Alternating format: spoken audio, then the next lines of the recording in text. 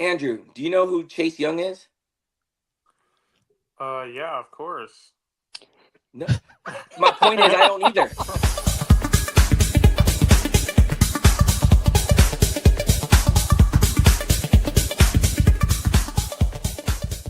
Hey, Drew, These it's your defensive boy. teams. Kate Cunningham, what?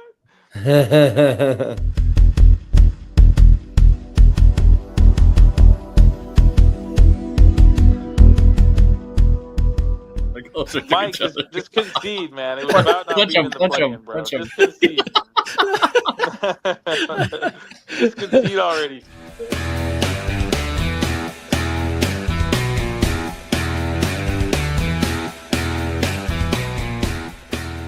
We're back What's with going on with another. Mike's video? I know.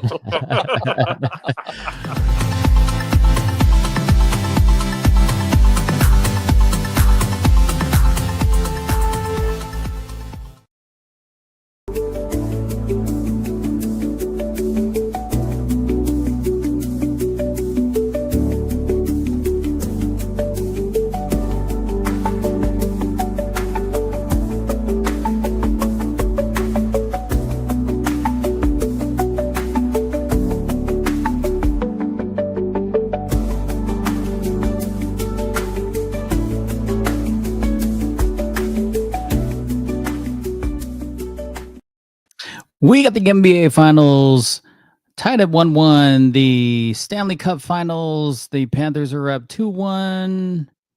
Man, there's just so much going on. Come on, let's go.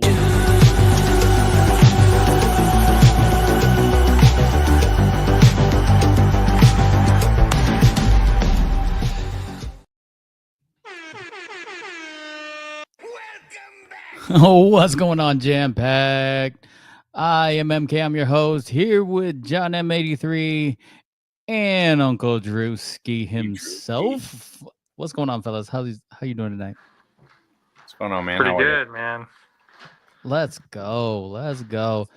John, we're gonna start off with the Stanley Cup Finals. Lots of things happening. Florida's up 2-1 in the series. Surprise? No, not surprised. I would say I think that the game on Monday took me a little bit by surprise, only because the amount of scoring that the Panthers did, but not surprised that the Panthers are up there.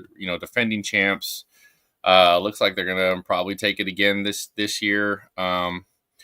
Goaltender's really, really strong. Defense is very strong. I would say even in the last game, all three phases of the game, including their offense and their the way that they're able to score, control the puck when they need to. Panthers are all around juggernaut, and I think it's just too much for the Oilers. I don't think they can recover. The Oilers might take one game in the series, but that's going to probably be it. I saw some interesting stats.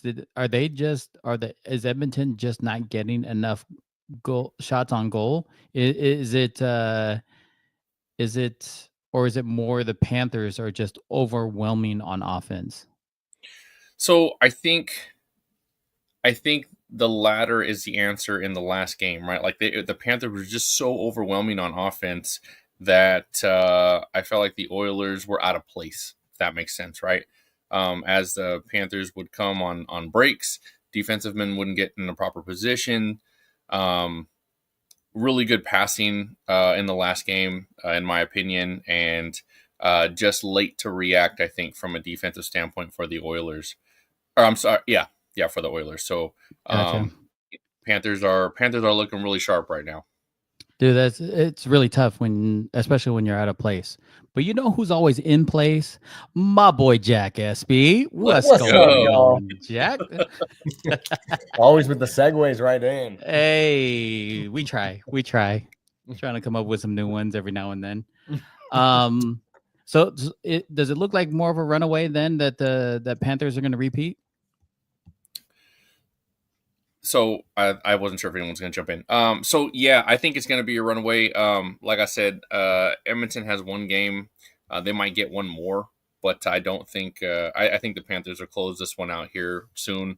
They're just on a roll right now, and it just seems like I said, an unstoppable train, right? Like I just don't think anyone can stop them right now. hitting on all cylinders, and they, sky's the limit for them if that's what happens. So, Ooh, tough break for Edmonton. I mean, good that they made the finals, but let's make it a series, right?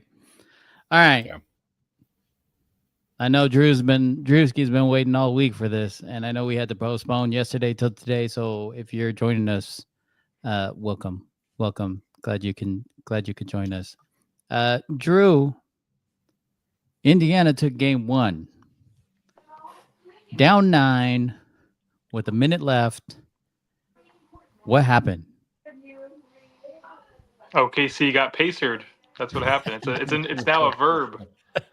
You know, it happens. This is like the fifth time in these playoffs that the Pacers have come down from 15 plus points down and won the game in the fourth quarter. Not 15 down in the game, 15 down in the fourth quarter. Come back and win a game. A game where they never led. That was pretty intense, except for the last 0.3 seconds. Halliburton's 13 for 15 this season for game winners. That's wild. That's a wild stat. 13 that for is 15 a wild on stat game because winners. usually everyone says like, "Oh, the sample size." I'm like, that's actually a pretty big sample size. Yeah. 13 for 15. You're That's right. a pretty dang big sample size. So good kudos to him. I guess keep praying or whatever he's doing. I saw this whole special with him where he's talking about how he goes to chapel and does all these things. He became religious. Harrison Barnes actually kind of started bringing him to those things when he was on the Kings. Before that, he was kind of not really that religious, he said, but in the NBA, he's kind of developed that, which really helped him. He said, kind of keep calm and tough in those situations and kind of understand what's important in life. And so I was pretty impressed listening to him. So it makes sense. He's such a leader on the court. They've been impressive throughout the playoffs on these comebacks, coming back from 20-point deficits. And, they hadn't led the entire game. They led 0.3 seconds of the entire game 1. 0.3. Like, it's not even a second that they led that game. But you know who else was really good at comebacks, especially last Thursday? Was TeslaMase. Segway! What's up, guys? Especially the last game. We're like, oh yeah, we'll play the what was it? 2s and 3s of 15? No, 1s and 2s of 15? That was not my rule. I could have gone to 30. I wanted to keep going. You put me on a. Yeah. We'll just leave it at that. We were down 8. What were we down? We were down a bit.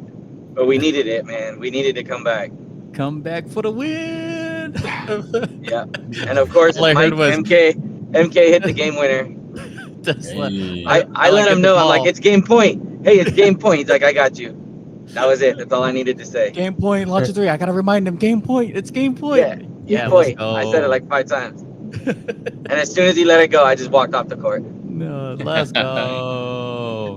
The Pacers took game 1 by 1 point, winning 111-110. All right, so interesting stat. I don't know if you guys know this, but the Indiana Pacers are the NBA champs. No, the Indiana Pacers have not lost 2 consecutive games since February. Wow. So if they're going to lose it all, then that'll have to give. They're going to have to lose, True. 2 games. So I saw a really interesting stat that when the Pacers lost in the playoffs, they come back with some crazy stats and end up winning the second game. But it also goes the same with Oklahoma.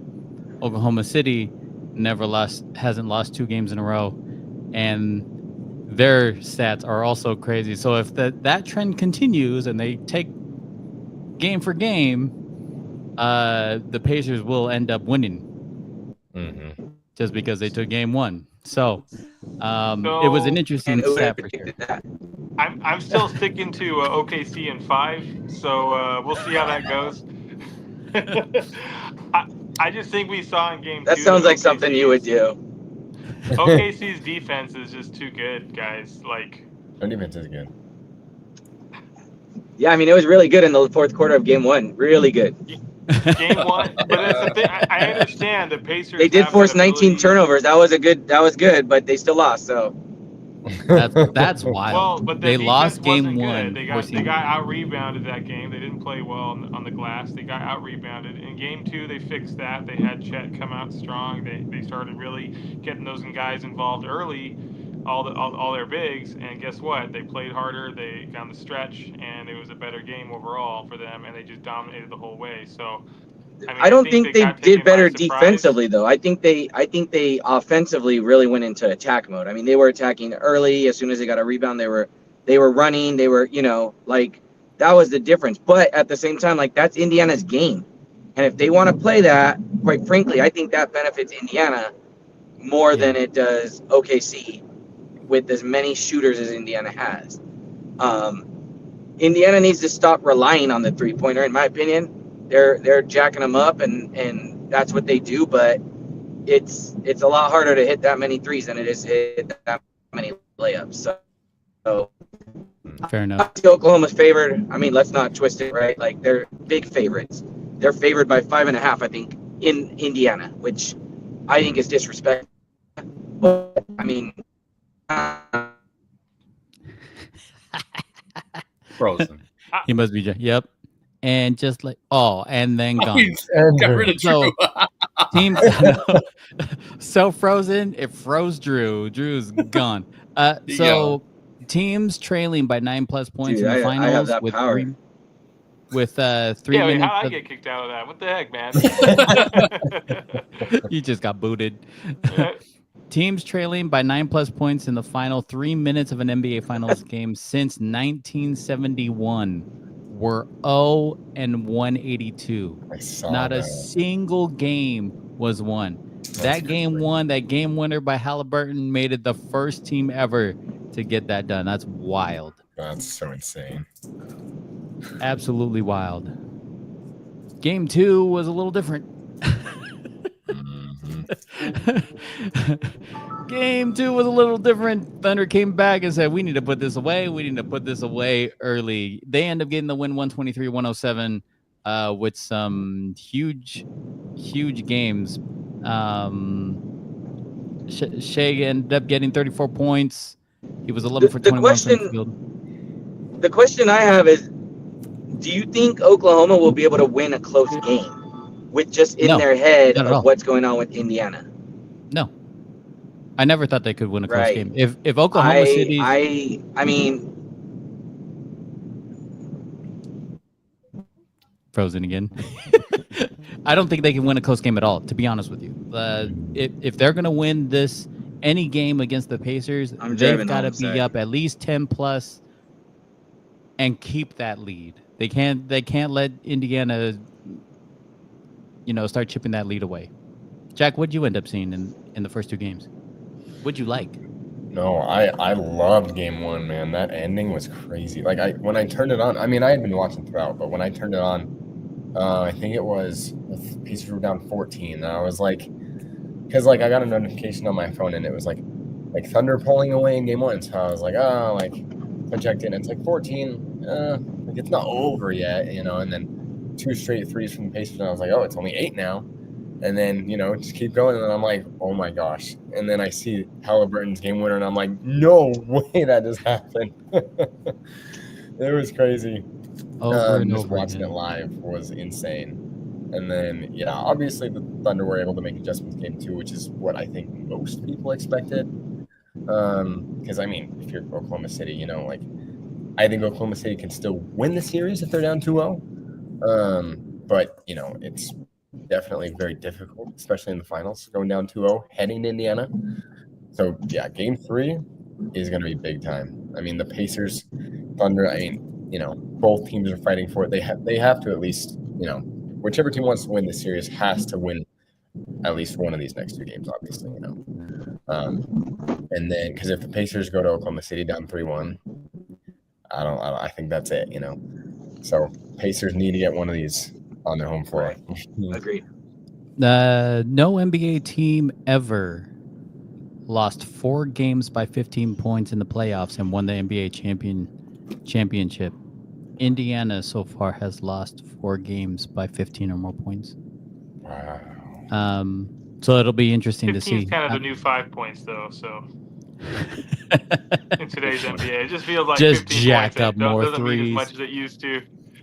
Yeah, it's 5 threes right there. Done. We're already back in the game. Nemhard does that every game. Just like Known as Neesmith. they hit their Right. shots, they're in, right? Hey, You're not wrong. OKC 68-14, guys. Like best defense, best margin of. I just think they're a much better team. They're taking game 3. Sorry, it's just gonna happen. Sorry, Mike. Or TeslaMase. Frozen. Sorry, Frozen. There have Start calling him been Elsa. 6 now, including Shea, who is the oh my gosh, who is the scoring champ, won the MVP, and made the NBA Finals in the same season. Can you name the other 5? 5 other guys. Wait, so what was it again? I can, but I'll let So- the others go. I can do it. Okay. It was- Okay. Scoring champ, MVP, and made the NBA Finals in the same season. I mean, Jordan has to be one of them. Okay, Jordan's one. Is AI John, one you of got a them? guess? Jordan's probably all 4. Penelope. Is John, Iverson you got a on there? guess? Iverson I never would have won a said, championship. oh man, I don't know. Scoring champ, finals, and MVP. Yeah, Scoring champion scoring two. champ, MVP, and made the finals. Doesn't necessarily mean they won. One the of them finals. was a LeBron? Laker. Then LeBron? Oh, Allen Iverson. LeBron Never was not. LeBron. Yeah, is it Iverson one of them? Iverson is another Iverson never one. won a championship. He never won, but he made the finals. But he This went to the this finals. doesn't mean they actually okay, just made won. the finals. Oh, never Yes. mind. Okay. So There's we need, only we 6. have Iverson and Jordan. We need 3 more, right? You got Iverson and Jordan. Wilt? Shaquille I O'Neal. don't know. Kobe? No, Shaq? No. Shaq. It was Shaq for sure. Shaq's on there. No Kobe. Kobe, maybe? No Wilt. Really? Lou. Scoring champ. Scoring champ is the big key. Yeah, scoring champ is a huge key. Scoring champ. Think Milwaukee Bucks 70s. Yep. Is Also a Kareem Laker one of great, them? but he wasn't a Laker when Yeah, he did it. Is Kareem on Kareem, there? but yeah, Kareem is He- the other one, and who's the last? Lou Alcindor. No. Ooh. Lou is, I mean, that's Kareem. That's the same guy. Yes. But who's the last guy? So you had Shea, Iverson, Shaq, Jordan, Kareem, and there's one last guy who was the scoring champ, won the MVP, and made the finals. What year? Well, I guess I would My get guess is Um, 97 or 98. 2015. Tim Duncan, The year 2015? kind of gives it away. 2015. 2015. Was it Steph? Steph. Steph. Yeah, it had to be Steph Curry. Steph. Wow. Steph Curry. That's some elite company right there. That's impressive, dude. That's crazy. That's pretty impressive. You know what Um, else is impressive? The Pacers, the Thunder have as many losses versus the Eastern Conference in the NBA Finals as they did all season versus the Eastern Conference. Yeah, that's true. Yeah, because they only lost one regular season. because they only lost one game. Yeah. That's great. That's absolutely great. With the series tied 1-1, who you guys taking game 3? John, you go first. I'm taking OKC. Taking OKC? Yeah, I'm taking them because I'm a Shea guy, right? But also simply because if they don't win this one, then I don't think they have a shot. So I think they really need to make a statement coming into Indiana and winning this one. So I got OKC. Jack? Man, I don't know. I want to believe in the Pacers so bad. I want them to get this upset win, but it's gonna be tough, man. I don't know. I'm gonna go Pacers. I just really want it to happen. You know, I want to see it happen. I want to see the upset. I like it. That's why I like you taking the underdog. All right, Drew. I think the Pacers. I think it'd be great for the NBA if the Pacers take Game 3. I just think they're really, really likable. I think most of the country's rooting for them, and then it'll give everyone hope. Oh, maybe this is the 7-game competitive series. But I'm taking OKC. I just think they're the better team. Ooh. Tesla. But Halliburton, I Okay. love him so much. You I know want to what? root for him every time I see him. You know what's great for the NBA? Not these two teams in the NBA Finals. It was the low. I mean, I'm just saying, like, let's call it what it is, right? Like, the lowest Game 1 Finals ratings ever was Game 1 of this series. Just so you guys know, I don't know if you talked about that before I hopped on, Wow. but I mean, it's just nobody wants to see Oklahoma and Indiana, like which again bodes for me saying that the NBA made that Luka trade happen so the Lakers could be relevant. But anyway, to answer your question, Indiana wins Game 3. Indiana wins Game 3. I think OKC wins Game 4. So it's 2-2 headed back to OKC. That'd be lit. Ooh. That's Gonna my go thought. tied the series back to OKC, huh? Yeah, Well, I we're think tied. Indiana adjusts. I mean, it seems like every time OKC, if I'm not wrong, and I have to go back and look, I might be, but I think when they blew out Minnesota, the very next game they got blown out. When they blew out Denver, right, the next game they lost. So I think adjustments will be made. I mean, and again, quite frankly, if it's a close game, like I have to think there's some nerves on the OKC side. It's Shea and no one else wants that ball. Jalen Williams, even in Game 1, made 2 shots in the last 5 minutes, or took 2 shots in the last 4 minutes of the game, missed them both, and they were just deferring. Give it to Shea, and we'll just stand around and watch him do his thing. Whereas Indiana, it's like, hey, anyone's making it. Who's taking a shot? Is Siakam taking it? Is Good point. Neymar taking it? Is Halliburton taking it? And we all know at the end of the game it's Halliburton, but it's beautiful, man. Like it's great to say anyone can shoot the ball and get us back in this game and not have to rely on one guy. I mean, Halliburton wasn't the MVP of the Eastern Conference Finals. I mean, it just wild. Should he have been? 100%. I don't know. No, I don't think he should have been because if you look at the stats, it was just like one game that he had a really, really good game on. Who cares about the stats? He's the heart and soul of that team. He won. He is the Pacers, dude. Like, and if you look at the stats, he had 3 30-point games in the Eastern Conference Finals. That's not one game. So he deserved that 100%. Did Siakam he had 4 30-point games. But so what? So how do you say he's not greater, more important player in those games? And I believe Halliburton, they lost one of those games when he got 30 points. All of Pacers wins was when Siakam went off. What's crazy is when the Pacers they won do 6 good. They won 4 out of 6. I mean, that's most of the games. I mean, I When- don't know. When the Pacers do well, there are 2 guys that do really well for the Pacers. Miles Turner always ends up having a good game, and Toppin always has a good game. When those 2 guys go off, I think the Pacers are just they're unbeatable. I just think that Halliburton unlocks that whole team. So Yeah, he's definitely the facilitator. Yeah. I've seen Siakam play for many years on Toronto, and when he was the number 1 option. So he's good, but I don't think he was the Eastern Conference Finals MVP. I think it should have been Halliburton, although he had a good series as well. Definitely, I think he definitely got robbed of it, but I mean that's just me. Chat, if you're watching Game 3, let us know in the comments. Let us know who you're taking. Are you taking Oklahoma City? Are they going to go into Indiana and take Game 3, or are the Pacers just going to be that brick wall that's behind TeslaMase and deny the win to OKC? Game 3 is Wednesday, 5:30. I believe that's Eastern time. Yes? No? Maybe? 7:30 Eastern, something like that. 7:30 Eastern? I believe so. It's 5:30 our time. It'd be 8:30 Eastern. Yeah, 5:30. 8:30 Eastern.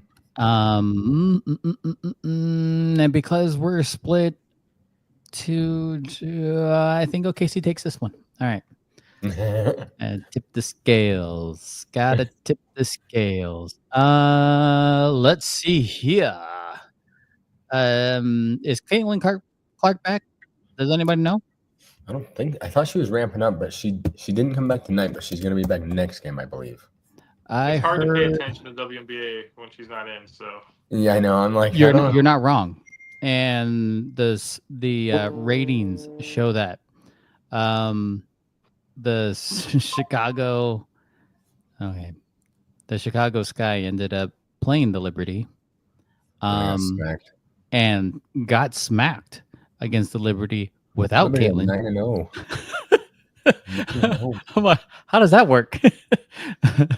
I thought people were watching these games because of everyone else. No, that's not it. Anyways, no Caitlyn, still got smacked by 20 points. Angel Reese now has more rebounds than points this season, I believe. If I saw correctly. Safe to say that the league is Caitlin Clark. It's safe to say, no question. Yeah, I need it back. Oh yeah, by far. I think what was it? The ticket prices for that game were $125 when Caitlin Clark was expected to play. As soon as they ruled Caitlin Clark out, those ticket prices dropped from $125 to $3. Wow. It was wild, bro. That is absolutely wild. $3, and nobody still showed up. Oh my gosh. Give me some $3 tickets, man. I would love that. Like $100 drop, man. That's like almost the whole thing. You might as well just give them out for free. I mean, fans are gonna watch what they want to watch, I guess. All right. And let's go. Let's head into the NFL. We got Aaron Rodgers, Father Time, is joining Tomlin and the Steelers. Good move, bad move for the Steelers. And why now? What do you think? You like it? Jack likes it. I like it. John, what do you think?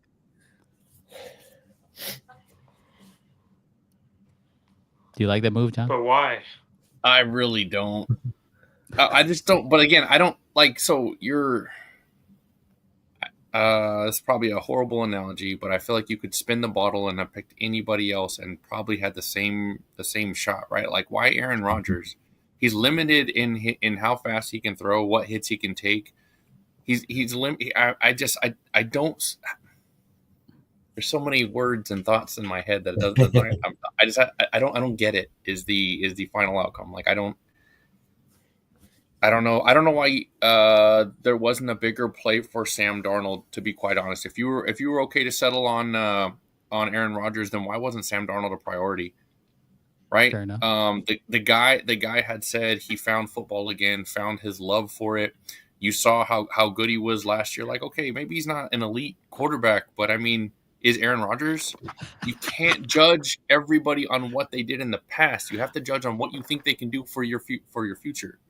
Sorry, little bro says Jack likes it because it's an easy win for Philly. Let's go.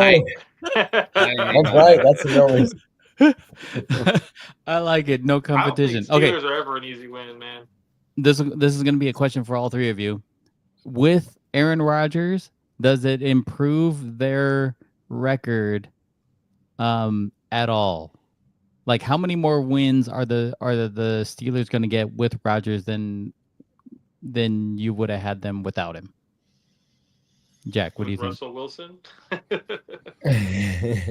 I mean, I feel like before this, I don't know. I think Aaron Rodgers, I would say it's like 2 to 3 win difference, I think. Just because, I don't know, like, I understand why people don't like the move, because, I mean, Rodgers, after he left the Packers, he hasn't been great. I mean, like, obviously he was out for a year with the Jets, but then last year, I mean, he was still, like, okay. I mean, he was near the bottom in the league, I think, in, what was it, yards per attempt, yards per completion, stuff like that. He was also near the bottom, I think, in, like, QBR, but he was still, I think he had, 28 to 11 touchdown interception ratio, something like that. So, he's still, and I mean, he still has that veteran, that leadership ability. And, I mean, he's a 4-time league MVP in the past. And again, like John was saying, like, what can he do now? I don't think he's an elite quarterback anymore. I think he's one of the all-time greats. But as far as right now, I think I don't know. I would say he's an upgrade from anybody they have right now. We haven't seen Will Howard play yet. I want to see him play, get reps, do good. But I think he's a definite upgrade from Mason Rudolph for sure.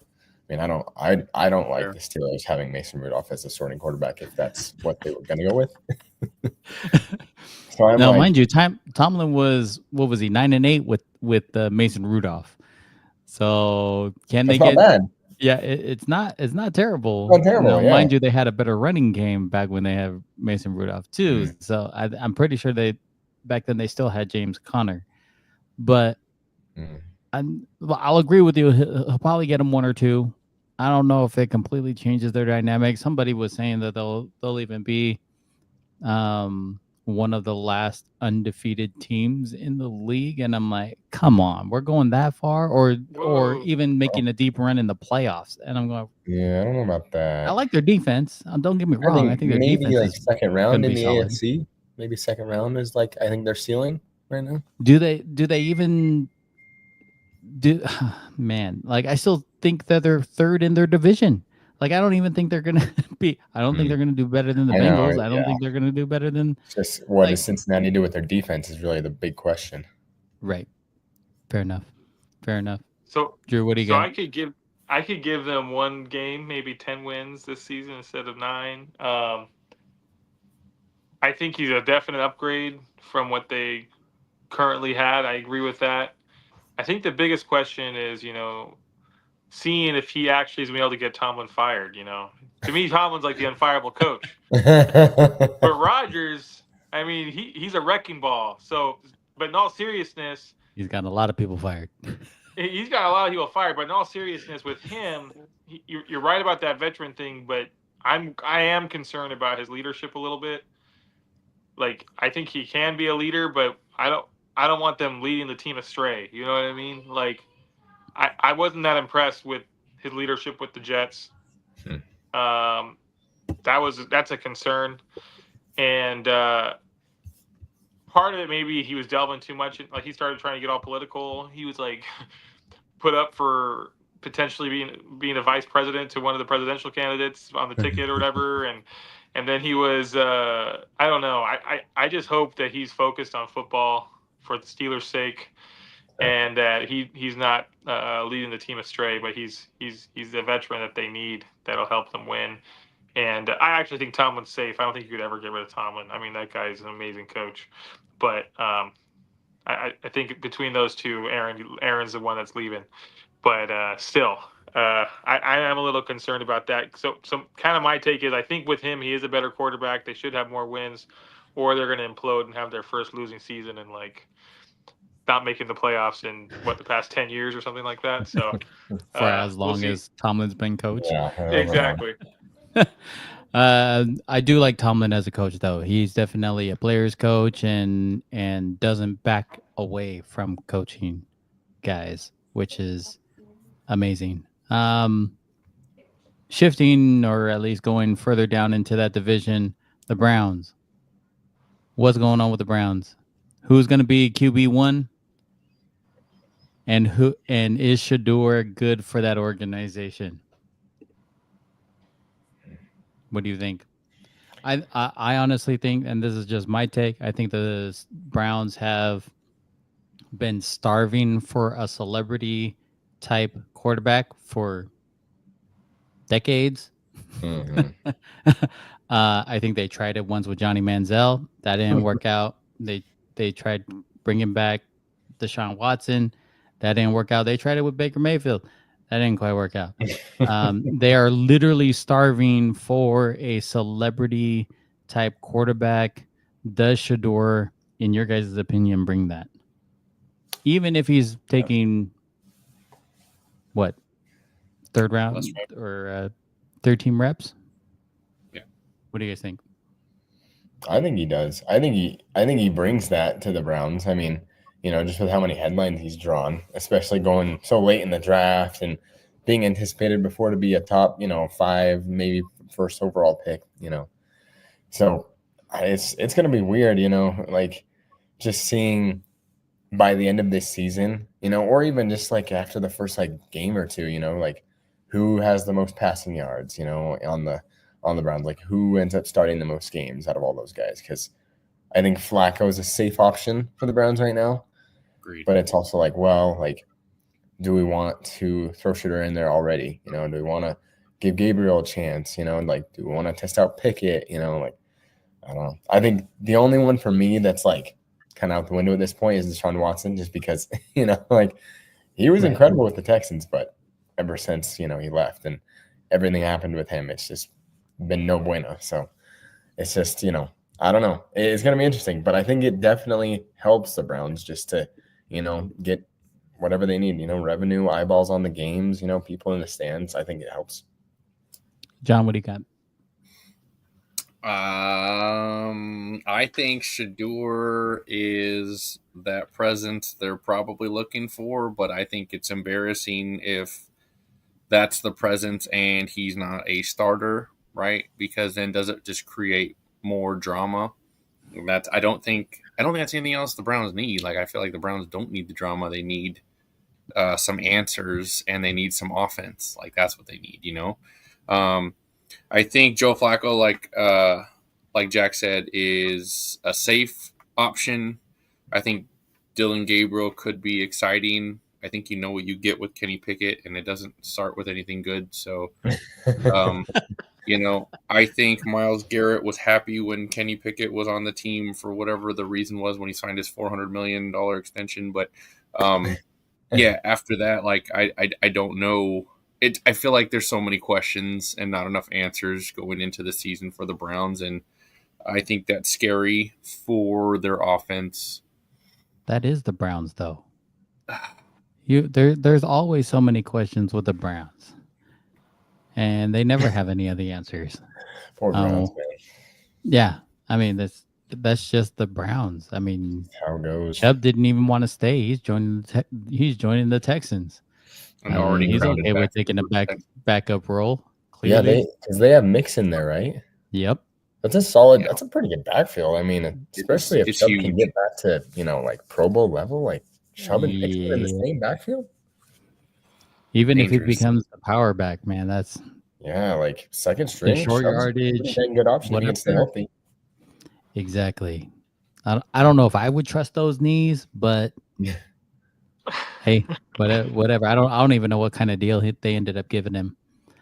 Speaking of running backs joining new teams, J.K. Dobbins ends up joining the mix with the Broncos. That's, I'm telling you, man. I think the Broncos are gonna be that dagger for the Chiefs this year. I know. I know Chargers are they're still on the brink. I don't know if they've gotten enough to take both games against the Chiefs, but Broncos, man, they're loading up on defense. They're they're making move after move, and Bo Nix is a solid quarterback. I'm like, I'm more scared of them than I am the Chiefs. I'm gonna be honest with you. Wow. That's just my opinion. I don't think the Chiefs have done anything. Back up Bo Nix. What's that? Who's the Broncos back up to Bo Nix? Ooh, that is a good question. I'll look it up real quick. But I mean, if a guy stays healthy, he stays healthy, right? Like, it's Stidham, Jared Stidham, and then Sam Ellinger is their third string. Oh, yeah, but I don't even think Stidham took any reps last year, man. Yeah, Bo Nix was healthy all season. Quarterback room behind Nix. He does a good job of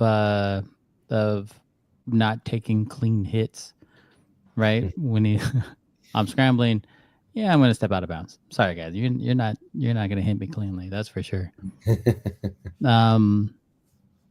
But like I said, man, I'm more afraid of them and what they could potentially do than I am the Chiefs. And I know people give me a lot of crap for my prediction on the Chiefs and oh, well, the Broncos aren't going to beat the Chiefs. I'm like, bro, Kansas City only beat them by 2 in their first meeting. And then they got stomped in their very last game. Yeah. And I get it. It's their very last game. But you only won by 2. It was a 16-14 game. Yeah, Broncos should have won that game too. And their defense is a heck. To be fair, Kansas City won like almost every game that season by 2 for the first. That's a good point. Right. Which is why I think I only had them at 10 or 11 wins this year. I can't remember what I had predicted, but I think I only had them at 10 or 11 wins. But I also don't have them winning the division. Like I honestly think that either the Broncos or the Chargers are going to end up winning the division. and that it ends up forcing Kansas City. Now the crazy part is that even if everybody in that division split games, like the way the schedule is set up, I mean, I think I still ended up predicting the Raiders to have 10 wins just because of the way their schedule is set up. I'm like, we split every game in within the division, okay, but then I'm like, we got Titans, Colts. I'm like, okay, Browns, all right. So my I think cousin it's going to be. Shador, watch out. My cousin Shador will be starting by then, so Oh, you'll be in trouble. snap. Shador Yeah, Uncle Sanders. Drew's- I'm gonna start calling myself Shadrew Sanders. Shadrew. Shadrew Sanders. He's gonna be. I think he's gonna have a good season, guys. Hey, Shador's I gonna didn't be- know you had time from your OTAs over at the Denver playing linebacker at the Denver Broncos, Drew Sanders, to join us on this podcast. Yeah, Shadrew. I know. I was looking through the cards earlier this month, and I'm like, I come across Drew Sanders, linebacker for Denver, and I was like, wait, what? I missed out on my true calling, guys. I should have been a linebacker for the Denver Broncos, but you would have been one tall linebacker, bro. I would have been the big tall linebacker. The tallest linebacker in NFL history. Oh, But the Broncos, too much. The Broncos brought back their whole team. Plus, they added defense. Like, they are dangerous this year. Yeah. They are freaking dangerous. Like, it's gonna be scary. The Broncos. Yep, you are You not guys- wrong, dude. Out of all the, because I know that there's like, I mean, on the top of my mind, best NFL off seasons is like, I know Broncos, Patriots have had a good one. Like, do you guys think the Broncos have had the best off season of any NFL team? I don't know about best. Because it did help them that a lot of their guys are young. So it did help that they brought their entire team back, right? Like they didn't lose anybody in free agency. So that helped. And just being able to sign, I mean, they brought in Greenlaw, they brought in Hufunga, they brought in like they didn't bring in scrubs, right? Like Yeah. they got McDuffie, or not McDuffie, PS2, right? Like, come on, man. When you have a good season and you can bring the same team back and just add good, better pieces, like that's a pretty good recipe. I don't know if they had the best off season, but they definitely at the top of the list for sure. I'm like, I wasn't too thrilled that they let the best linebacker in the draft fall to the Eagles at 32. I'm like, y'all are killing us. Oh, you did something. Oh my gosh, they got Brown already, and then they go and sign the best line. Oh my gosh, draft the best linebacker. Ridiculous. I'll tell you who's having a terrible offseason though is Drew's Bengals. They're having a terrible offseason, bro. I don't know what it is with your Bengals, but they do not want to sign defensive players. Like they're having contract issues left and right, and they're all on defense. You didn't see this kind of back and forth with Higgins or Jamar Chase, but as of 16 hours ago, the NFL sack leader in Trey Hendrickson has not received the new contract that he's been looking for and is not attending the Bengals mandatory minicamp. Yeah, I don't know what the strategy is there.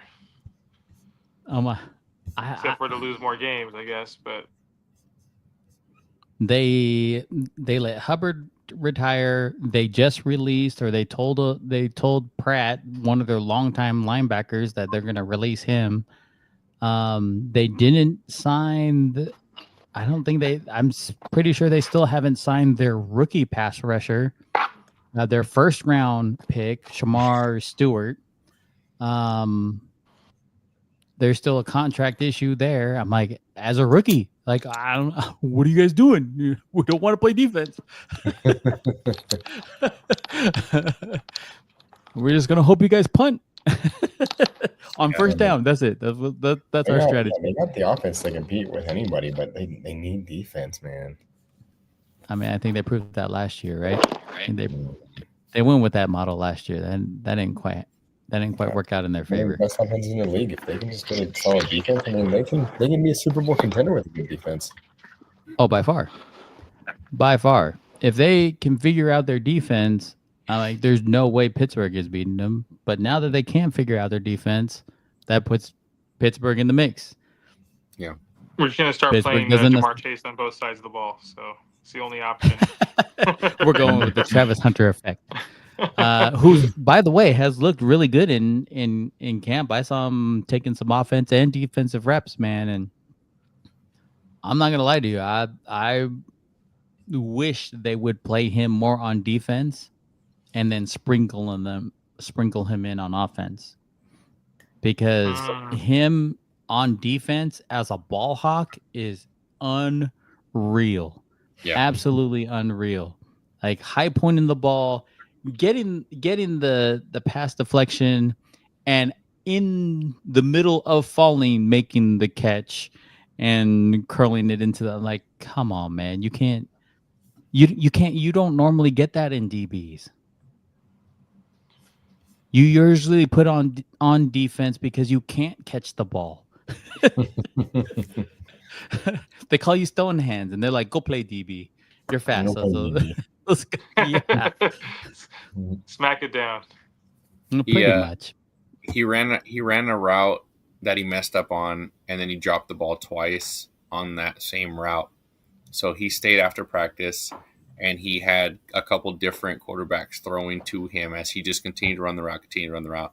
He asked for that route the first set on the next day of working, and he crushed it. And I guess the only reason why I bring that up is because, like, there's not very many people who try to perfect their craft so early, right? Right. And he doesn't want to just be good. He wants to perfect it. And while I think that's really, really hard to do at such a young age, I love the fact that he's like grinding his butt off to try to make that work. And so I got a huge respect for what he's trying to do right now. Oh, hands down. Love seeing that work ethic. Right. Especially from such a high pick. Yeah. Mm-hmm. Oh yeah. I mean, he's already got paid pretty much, right? He's going pretty much. Yeah, that's impressive. And so did his new wife. I was gonna go there, but I was gonna be good. You got it. You hit the button. He said, "Put a ring on it right now." 40 mil up. I thought front. It was fun. Pretty much. Rams thing looks like they're doing well with Devontae on the field. That's looking good. Parsons is at Cowboys minicamp, although, Ray, if you're watching, I'm sorry, but I don't think Cowboys are going to do anything this year. What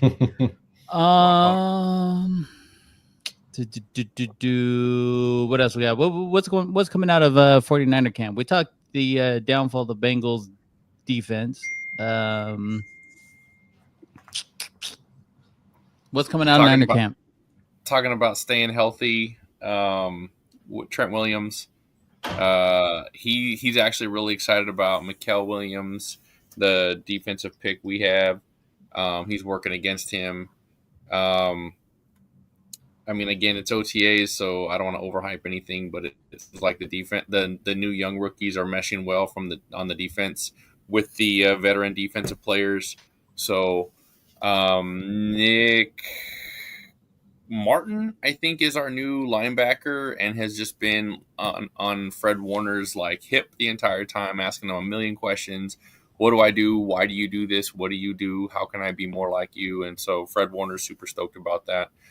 And then the receivers that we picked up, one in the 4th round, one in undrafted free agency, are catching the ball and looks like they're running pretty clean routes. So, I mean, again, not a ton to tell in OTAs, but hopefully gives Niner fans something to look forward to when the season starts.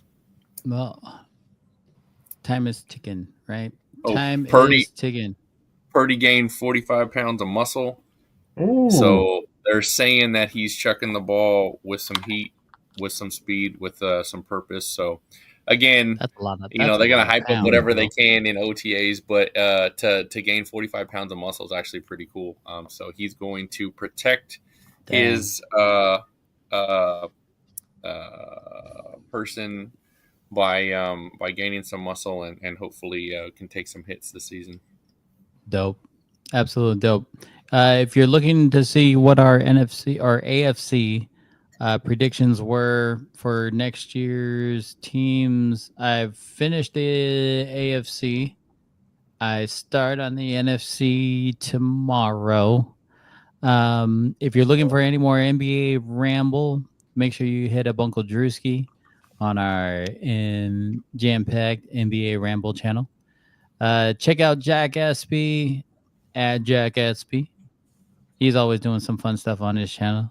I always enjoy your videos, bro. Thanks. Just hands down. Hey, And for glad- those of you who joined John M83 and I this weekend at the LA Card Fest, man, welcome. Yes, sir. We're happy to to meet new people, meet new faces, and deal some cards, man. It was a lot of fun. Absolute lot of fun. Had a blast, bro. It was fun. We'll end up posting when our next show is going to be. I know we got some scheduling issues we got to take care of, but we're getting that handled. We'll make sure to let everybody know. I will be live tomorrow morning. Hopefully. Now that I see this last text, I'm like, oh shoot. Hopefully we'll be live tomorrow morning on Whatnot. If you guys are looking for anything, hit us up on Whatnot at JAMM Packed, and we'll get you taken care of. We got over 200. I say we. John's got over 200,000 cards. Help him, We my do, boy. collective If you're looking, if you're looking for anything specific, let us know there. Follow us on Instagram. I should probably put that banner up. I'm slacking today. It's Tuesday. I'm completely I know, right? off Throwing it off a on little bit. like everything right now. We hope you enjoyed this show, this episode of JAMM Packed Podcast. We love to sit down, talk sports. We love to, we love to interact with all of our audience. Make sure you hit us up in the comments. That'd be absolutely lovely. But for those still watching, make sure you subscribe to us on YouTube at JAMM Packed Podcasts. Click on that notification button to view us live. We are live every Monday night, 9 p.m. Pacific Standard Time, outside of this week. If we do end up changing the schedule at all, we'll notify you there on YouTube and Instagram as well. So make sure you tune in. Follow us on Instagram and Facebook at JAMM Packed Podcast. And as always, until next week, y'all, make sure you are kind to one another. Be safe out there. And fellas, we'll see you guys next week. Bye, guys. Later, fellas. Wait.